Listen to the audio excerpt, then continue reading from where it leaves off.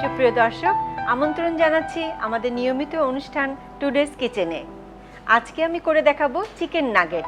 Chicken nugget খুব সোজা, কিন্তু খেতে অনেক মজার, আর বাচ্চারা তো খুবই পছন্দ করে। তো চলুন এর উপকরণগুলো এক নজর দেখে নেই।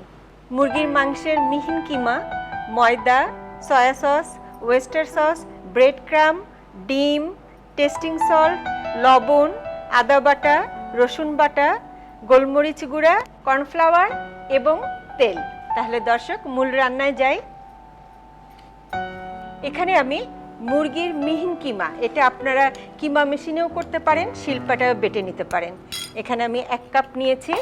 তার সাথে আমি অ্যাকচুয়ালি চিকেন নাগেট যেটা অরিজিনাল হয়, সেটা বিদেশের দিকে কিন্তু কোনো মশলা দেয় না, চিকেনের ফ্লেভারটা রাখার জন্য। কিন্তু আমরা বাঙালি তো, একটু মশলা না দিলে আমাদের কাছে ভালো লাগে না। তো সেই জন্য আদা বাটা, রসুন বাটা অ্যাড করব। আদা বাটা খুব সামান্য, 1/2 চা চামচ, রসুন বাটা 1/2 চা চামচ, সয়া সস 2 চা চামচ এবং ওয়েস্টার সস 1 চা চামচ। এর সাথে আমি কর্নফ্লাওয়ার দিব 3 টেবিল চামচ। 1 2 3। আর একটু লবণ দিব, লবণটা কম দিব। সব কিছুতে ওয়েস্টার সস, সয়া সস সব কিছুতেই লবণ আছে। আর টেস্টিং সল্ট আমি দিব 1/4 চা চামচ। টেস্টিং সল্টটা সবসময় তো খাওয়া হয় না, 2-1 সময় মাঝে মধ্যে খেলে কোনো অসুবিধা নেই। এখন আমি এটা মাখাবো। এর সাথে আমি একটা ডিম ভেঙে দেবো। এখান থেকে অর্ধেকেরও কম, যেহেতু আমার 1 কাপ, কাজেই অর্ধেকেরও কম লাগবে। ডিমটা দিলাম বাইন্ডিং এর জন্য। কর্নফ্লাওয়ার আরেকটু লাগবে, তো আমি আরেকটু পরিমাণ কর্নফ্লাওয়ার দিচ্ছি। আর এখানে আমি গোলমরিচ দিচ্ছি 1/2 চা চামচের মতো।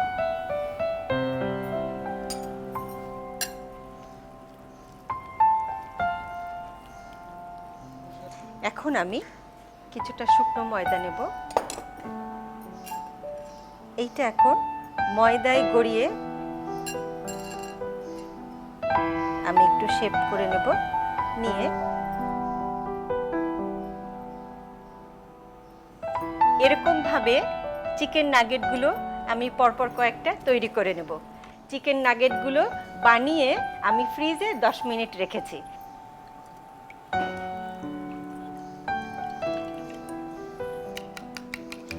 যদি আপনারা একটু ঝাল পছন্দ করেন, আমিও যেরকম ঝাল একটু মনে হয় দিলে ভালো হবে, গোলমরিচের গুঁড়া ডিমের মধ্যে দিচ্ছি। আর যদি না পছন্দ করেন তাহলে দিবেন না। এখন আমি ব্রেড ক্রাম নেব, ব্রেড ক্রামগুলো নিয়ে রাখবো। এখন একটা করে নাগেট ডিমে ডুবিয়ে আমি এইভাবে নিয়ে, এবার আমি ব্রেড ক্রামে একটু চেপে চেপে দিয়ে রাখবো।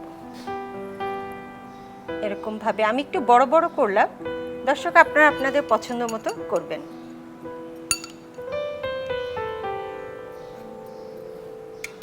এরকম ভাবে করলে ব্রেড ক্রামগুলো হাতেও লেগে যাবে না এবং অপচয় হবে না।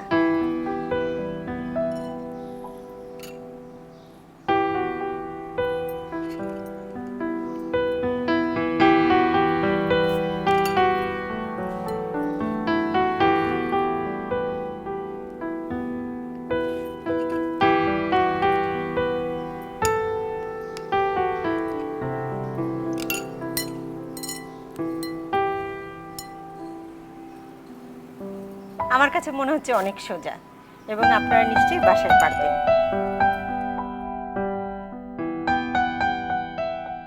দর্শক, আপনারা যখন এটা বাসায় বানাবেন, ব্রেড ক্রাম দিয়ে কিন্তু আবার ফ্রিজে অন্তত 10 মিনিট রাখবেন। তো আমি সময় স্বল্পতার জন্য এখনই করছি।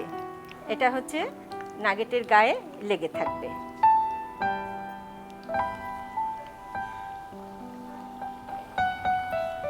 দর্শক, এটা কিন্তু একটু মাঝারি আঁচে ভাজতে হবে। যদি বেশি কড়া আঁচে ভাজেন তাহলে কিন্তু পুড়ে যাবে এবং ভিতরে কাঁচা থেকে যাবে। এটা ভাজা হতে বেশ কিছুটা সময় লাগবে। আমি কিন্তু এটা 10 থেকে 15 মিনিট ধরে মৃদু আঁচে ভেজেছি, কারণ ব্রেড ক্রাম্ব তো এটা কিন্তু কালারটা অটোমেটিক একটু লাল লাল, বোঝা যাবে না। দেখেন ফুলে এক একটা কিন্তু একদম ডবল সাইজ হয়েছে। তাহলে কি রেস্টুরেন্টে যাওয়া লাগবে? আমার মনে হয় আপনারা বাসায়ই পারবেন। এবার আমি তুলে ফেলবো।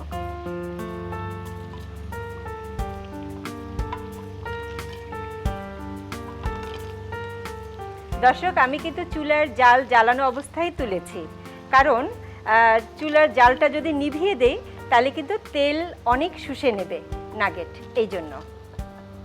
এইবার বন্ধ করে দিলাম চুলোটা। দর্শক, তৈরি হয়ে গেল আমার গরম গরম চিকেন নাগেট। এটা যদি আপনারা বাসায় তৈরি করতে চান, আপনাদের সুবিধার জন্য এর পুরো প্রস্তুত প্রণালী বলে দিচ্ছি আরেকবার। প্রথমে একটি পাত্রে 1 কাপ চিকেন কিমার সাথে হাফ চা চামচ আদা বাটা, হাফ চা চামচ রসুন বাটা, 2 চা চামচ সয়া সস, 1 চা চামচ ওয়েস্টার সস, 3 চা চামচ কর্নফ্লাওয়ার, সামান্য লবণ ও অল্প টেস্টিং সল্ট দিয়ে অর্ধেকটা ডিম ও 1 চা চামচ গোলমরিচ দিয়ে ভালোভাবে মেখে হাতে ময়দা মাখিয়ে নিয়ে নাগেট তৈরি করে ফ্রিজে 10 মিনিট রেখে দিতে হবে। 10 মিনিট পরে ফ্রিজ থেকে বের করে ডিমে চুবিয়ে ব্রেড ক্রামের কোটিং দিয়ে তেলে লাল করে ভেজে তুলে পরিবেশন করতে হবে। ব্যাস, তৈরি হয়ে গেল চিকেন নাগেট। দর্শক, চিকেন নাগেট তৈরির পুরো প্রস্তুত প্রণালী দেখে নিলেন। এবার দেখব এই ডিশটাকে কত সুন্দর করে সাজিয়ে পরিবেশন করা যায়। এজন্য আমাদের মাঝে উপস্থিত আছেন জনাব বিল্লাল হোসেন। ভাইয়া কেমন আছেন? জি আপা, ভালো আছি। আপনি কেমন আছেন? আমি আল্লাহর মতে ভালো আছি। আপনার কিন্তু প্রত্যেকটা ডেকোরেশন আমার মনে হয় দর্শকদের মন ছুঁয়ে গেছে, কারণ যেমন সোজা তেমন সুন্দর, আবার কিছু কিছু কঠিনও আছে, সেগুলো দেখতে আরো বেশি সুন্দর। আজকে আপনি কি করে দেখেন? হ্যাঁ, আজকে হলো চিকেন নাগেট, তাই না? হ্যাঁ জি। আমি প্রথমে একটি গাজর নিচ্ছি, তারপর এই মোটা যে অংশটা আছে এটা কেটে নিলাম। এটাকে আমি এক পাশ একটু চোখা করে কাটবো।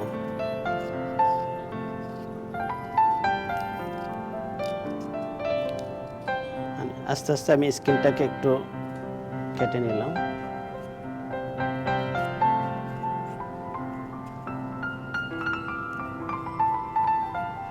নিচের সাইডটা একটু মোটা থাকবে, উপরের সাইডটা একটু চিকন থাকবে। কাটার সময় অল্প অল্প করে কাটতে হবে, যাতে সব সাইডে যেত চারিদিকে যেন সমান থাকে, মসৃণ থাকে। হয়ে গেল আমার এটা। এখন আমি এই যে কাটাটা হলো এরকম ভাবে আমি চারিদিকে এক রাউন্ড কাটবো।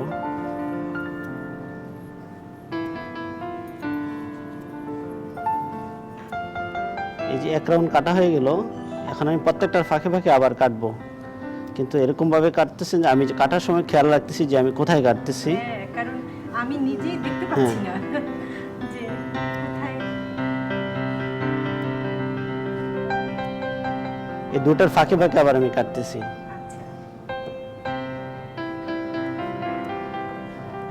এই পুরোটা আমি কেটে নিলাম, শুধু মাঝে আমি একটু রেখে দিয়েছি। এখন আমি একটু চিকন লম্বা গাজর একটি নিলাম, এর থেকে মুখটা একটু কেটে নিয়েছি।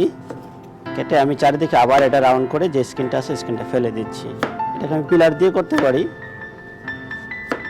নাইফ দিয়ে করা যাচ্ছে।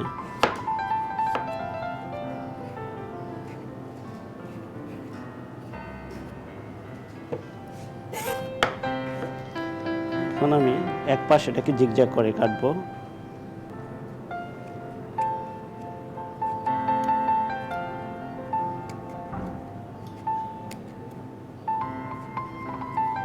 লম্বা লম্বা করে আমি একটু একটু করে উঠিয়ে নিচ্ছি।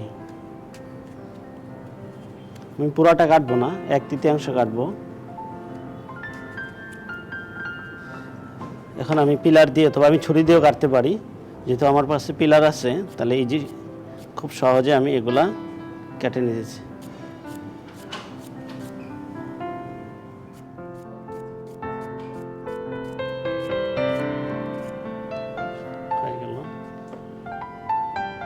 এখন আমি এটা পানির মধ্যে কিছুক্ষণ ভিজিয়ে রাখবো, এই 2-3 মিনিট ভিজিয়ে রাখলে হবে ঠান্ডা আইস পানিতে।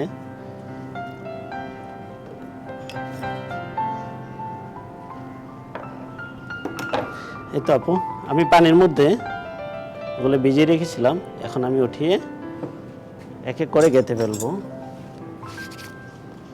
এই যে চারিদিকে এটা কাটা হয়েছিল, প্রথমে এই যে বড় বড়গুলো পাপড়ি যেগুলো কাটা হয়েছে এগুলো আমি প্রত্যেকটাতে বসিয়ে দেব।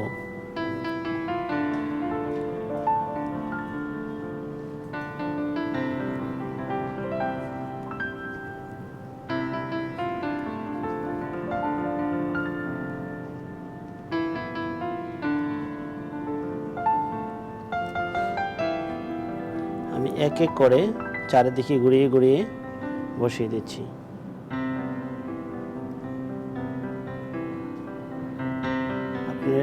প্রথমে আমি উপরের নিচের দিকে বড় বড় যে পাপড়িগুলো আছে পাতাগুলো ওগুলো আমি বসিয়ে দিচ্ছি, আস্তে আস্তে উপরের দিকে যখন আসবে তখন একটু ছোটগুলো নিতে হবে,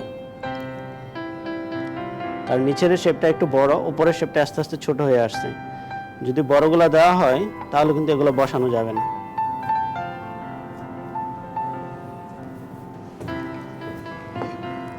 এখন আমি এক পাশে কিছু লেটুস বসিয়ে দেবো।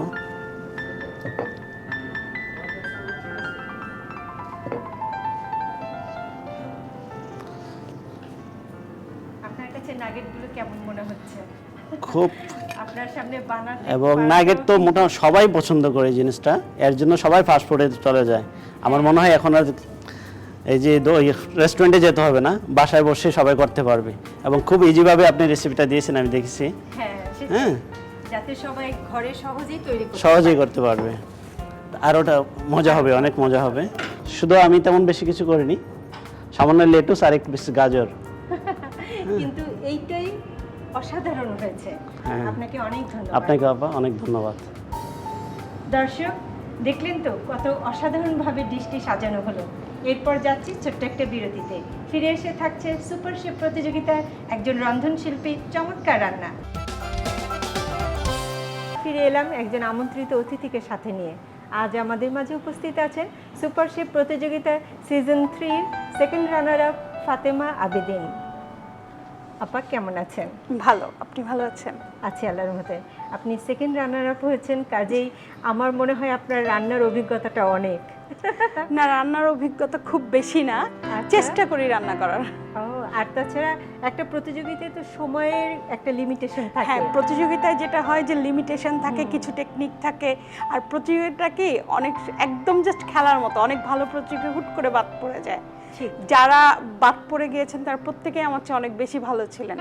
হয়তো লাকিলি খেলাটা খেলতে পেরেছিলাম ঠিক মতো, সেজন্য সেকেন্ড রানার্স আপ হয়েছে। সেটাই। আচ্ছা, তো আজকে আপনি কি করে দেখাবেন? আজকে আমি গরুর মাংস দিয়ে ফুলকপির একটা স্টির ফ্রাই করব। তাহলে এটা তৈরি করতে কি কি উপকরণ লাগছে যদি একবার বলে দেন খুব আমাদের। সামান্য কিছু উপকরণে এটা আমাদের হয়ে যাবে। আমাদের লাগছে গরুর মাংস, ফুলকপি, পেঁয়াজ কাটা, আদা কুচি, রসুন paste, tomato ketchup, soya sauce এবং লবণ। আচ্ছা, তাহলে এখন মূল রান্না চলে যাই। আমি কি চুলোটা ধরিয়ে দেবো? হ্যাঁ, আমাদের প্রথমে একটা বাটি লাগবে যেটাতে আমরা ম্যারিনেট করব। আচ্ছা ঠিক আছে, আমি একটা বাটি দিচ্ছি। প্রথমে গরুর মাংসটা, গরুর মাংস আপনি হাড় ছাড়া নিয়েছেন? হ্যাঁ, হাড় ছাড়া গরুর মাংসটা চিকন করে কাটা বা ফালি ফালি করে কাটা।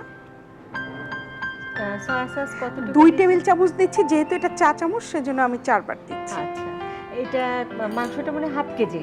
হ্যাঁ, হাফ কেজি মাংস। তাতে লবণটা সবার স্বাদ মতো, আমি হাত দিয়ে লবণটা দিতে প্রেফার করি, কারণ ওটাতে আন্দাজটা খুব ভালো হয়। আর ঠিক যেহেতু কথা। সয়া সস আছে, আমরা লবণটা সবসময় একটু কম দিব।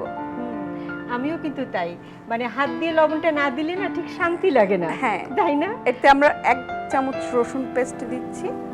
আচ্ছা,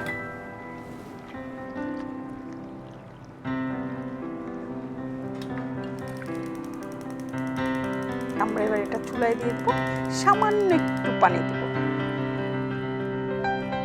একদমই অল্প পানি, পানিটা যেন বেশি না হয়। তারপর ঢেকে দিয়ে গরু মাংসটা সেদ্ধর জন্য অপেক্ষা করতে হবে। আচ্ছা, কতক্ষণ মানে সিদ্ধ যতক্ষণ লাগে? 10 থেকে 15 মিনিট বেশি লাগবে না। একেবারে বেশি সেদ্ধ হলে এই স্টির ফ্রাইটার মজা পাওয়া যাবে না। আচ্ছা,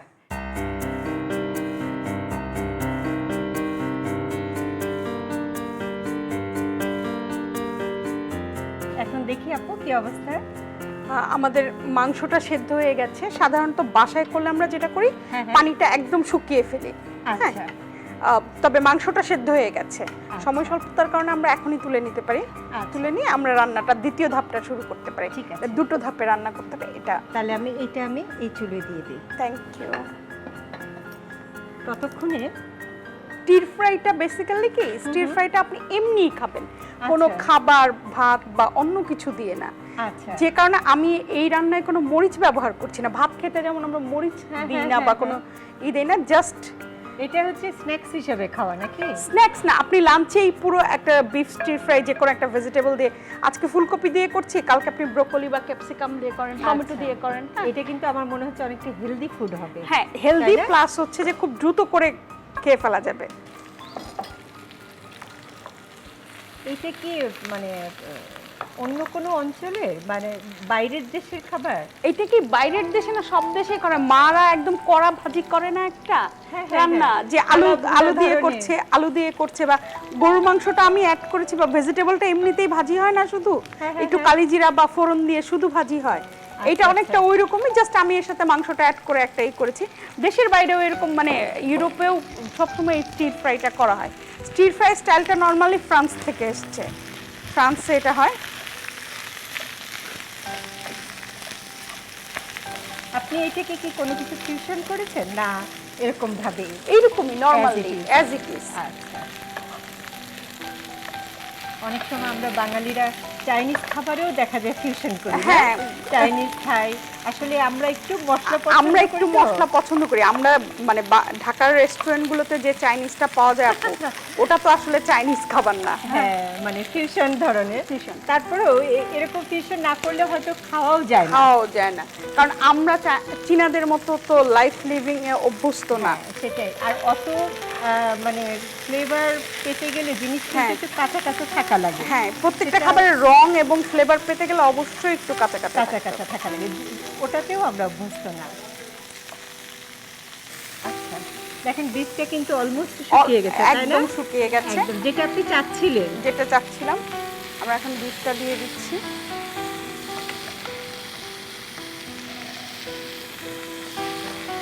অনেকেই কিন্তু দেখবেন যে ফুলকপির সাথে গরুর মাংস বা অনেকগুলো সবজি দিয়ে গরুর মাংসের ঝোল খায়। এটা সাউথ কোরিয়ায় খুব বেশি হয়। এরকম চিকন চিকন পাতলা করে বিফ হ্যাঁ, কেটে হ্যাঁ, একটা স্টু করে, স্টুর ভিতরে হচ্ছে ভেজিটেবলগুলো সব ছেড়ে দেয় বিফ স্টুর সাথে। আচ্ছা ওটা ভীষণ টেস্টি, কিন্তু ফ্রাইয়ের ক্ষেত্রে একদমই আলাদা।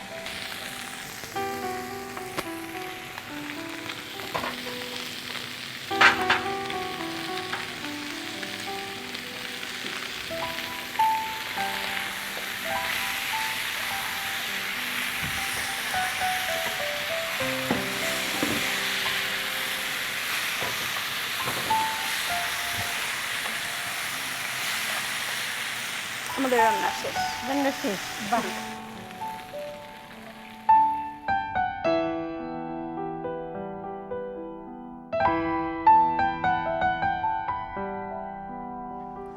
আপু আমাদের হয়ে গেল বিফ ফুলকপি স্টির ফ্রাই।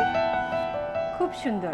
আপু আসলে এটা আপনি বাইরের দেশের একটা রান্না করলেন এবং এটা কিন্তু আমার কাছে খুব ভালো লেগেছে। একটা হেলদি ফুড যেটা আমরা সবাই চাই। এবং খুব কম সময় হয়ে যায়। হ্যাঁ, আপনাকে অনেক ধন্যবাদ। আপনাকেও অনেক ধন্যবাদ। এনটিভি কর্তৃপক্ষ এবং টুডেস কিচেন কর্তৃপক্ষকে অসংখ্য ধন্যবাদ। দেখলেন তো কত চমৎকার সুস্বাদু এবং হেলদি রান্না। এটা যদি আপনি বাসায় তৈরি করতে চান, আপনাদের সুবিধার জন্য এর পুরো প্রস্তুত প্রণালী বলে দিচ্ছি আরেকবার। প্রথমে হাফ কেজি গরুর মাংসের সাথে 2 টেবিল চামচ সয়া সস, স্বাদ মতো লবণ ও 1 টেবিল চামচ রসুনের পেস্ট দিয়ে মেখে কড়াইয়ে ঢেলে সামান্য পানি দিয়ে ঢেকে সেদ্ধ হওয়া পর্যন্ত অল্প আঁচে রান্না করতে হবে। এরপরে একটি প্যানে সামান্য তেল দিয়ে হাফ কাপ পেঁয়াজ ফালি, 1 চা চামচ রসুন কুচি সামান্য ভেজে ফুলকপি টুকরোগুলো দিয়ে আরও কিছুক্ষণ ভাজতে হবে। এবার রান্না করা মাংসগুলি এর মধ্যে দিয়ে 4 চা চামচ টমেটো সস দিয়ে একটু নেড়ে তুলে পরিবেশন করতে হবে। ব্যাস তৈরি হয়ে গেল বিফ ফুলকপির স্টির ফ্রাই। দর্শক, সময় হলো বিদায় নেবার। বিদায়ের আগে একটা কথা বলতে চাই, আপনারা যখন রান্না শেষ করবেন তখন অবশ্যই গ্যাসের চুলা নিভিয়ে দেবেন। এতে আপনার এবং দেশের অনেক উপকার হবে। আজ এখানেই শেষ করছি। আল্লাহ হাফেজ।